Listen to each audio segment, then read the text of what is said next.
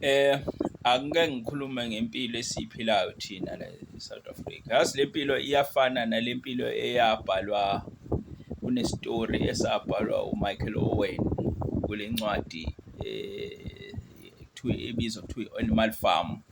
Abathanda ukufunda nje bangahamba bokufunda le ncwadi kuthiwa i-Animal Farm. Animal Farm kunengulube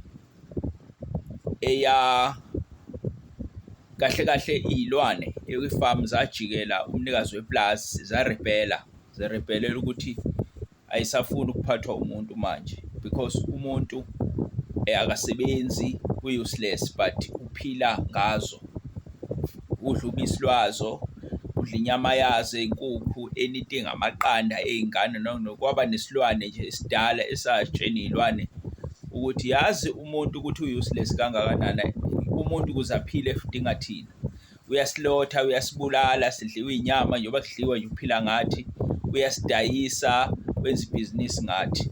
So leli plazi ngicabanga ukuthi zenze iplan ukuthi kufanele umuntu zimxoshe la, or then zamxosha umuntu iy'lwane kulelo plazi, zasala-ke zona. Zithe mase yisela iy'lwane kwatholakala ukuthi sekuney'lwane manje ekuyizona esezihlakaniphe kakhulu lezi ezinye eziy'biza ngama-comrade, kodwa ngokuthi lezi ezinye zinobudomo obuthile obukhona, amadadi, inkukhu, ini, kwase kutholakala ukuthi iy'ngulube yizona ezikwazi ukuhlala la embhedeni zilale khona, like ngendlela ey'hlakaniphe ngazo iplazi ukuze liqhubeke liye phambili. Yizona engazuthi zinayo i-picture yokuphathwa kweplazi, so zavele zathola kanjalo-ke amandla ukuthi no, asibanike laba ngoba ngazuthi banayo i-picture yokuphatha iplazi. Lezi ezinye iy'lwane, iy'nkomo, imbuzi, yabona nje nawe ukuthi ayikho into engaphathwa imbuzi nedada. So zagcina-ke namahhashi, into enjalo, ney'mbongolo yabo. Kwase kutholakala ukuthi-ke iy'ngulube lezi ayiphathi. Ekuhambeni kwesikhathi kwi-leadership yey'ngulube kwagcina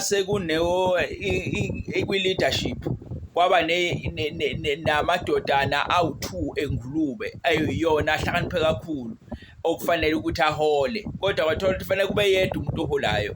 Kwaphoqa ukuthi manje kufuneka axoshwe lo yedwa, kwakhandela uzungu-ke waxoshwa lo. Ukuxoshwa kwakhe kwenzeka kanje. Into engiqonda ukuyiveza la eSouth Africa ukuthi the same thing eyenzakalayo eraythiwe, into eyenzeka laphaya iyenzeka nakuthina njengoba sizala iy'ngane. Uhulumeni wethu uyuza iy'ngane zethu ukuthi uma uzala ingane uyayithatha uhulumeni uyikhulise wena ingane yakho kanzima, uthi usuyikhulisile ifunde isikole, yenze yonke into, ayithathe ayenze iphoyisa noma ayenze isosha.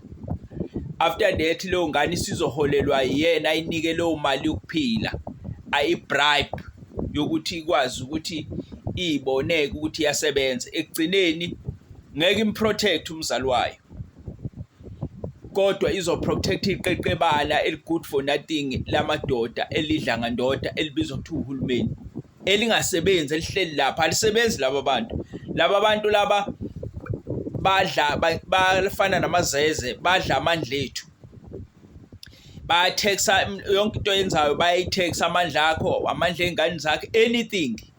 They take igazi lethu, amandla ethu, then bese badla wona. Ekugcineni bese ngazuthi siyaphakelwa nje, kwenziwa ama-pension, into ey'kanjalo ezilusile sesingayisi indawo. Ekugcineni iy'ngane zethu zivikele bona.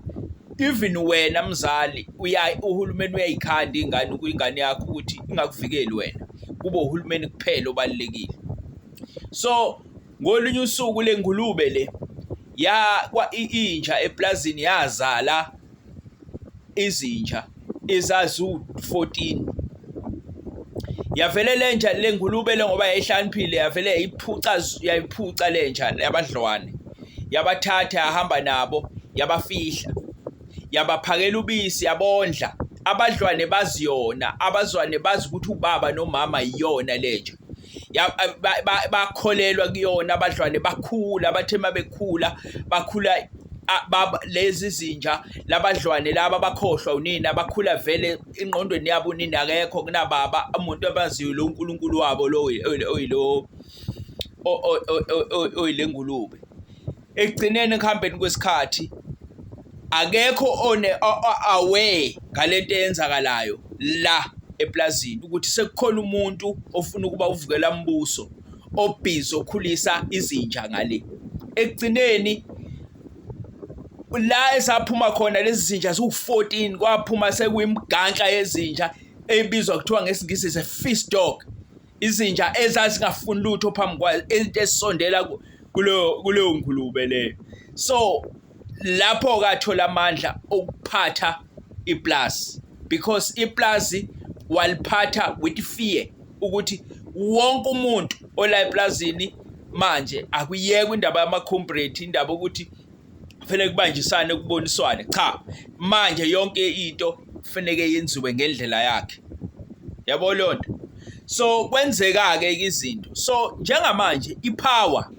is about isibhamu is about jail so ingakho siphethwe kanje ngoba sisaba ukuboshwa ukubulawa ukudutshulwa siboshwe samaphoyisa ini at the same time nemali yabo so this is what happened thina siphendulwe imbongolo saphenduka izinja saphendulwa amadada nenkukhu okufanele ukuthi in order to change this system we have to die we have to fight ngoba le system lesekuyona deep kakhulu ingakho uhulumeni wethu akafuni lutho ngabantu ngokuzwa ngendaba yeinkinga zethu sinazo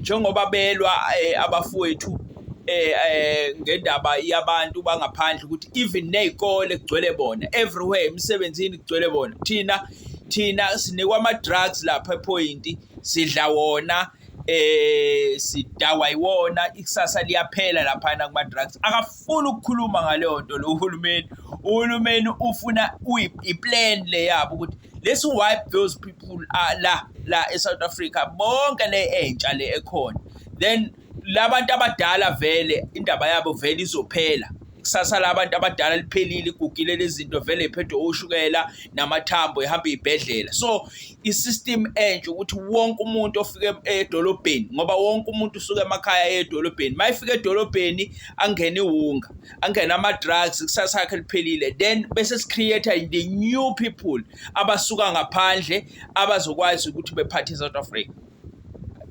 ngicabanga kanjalo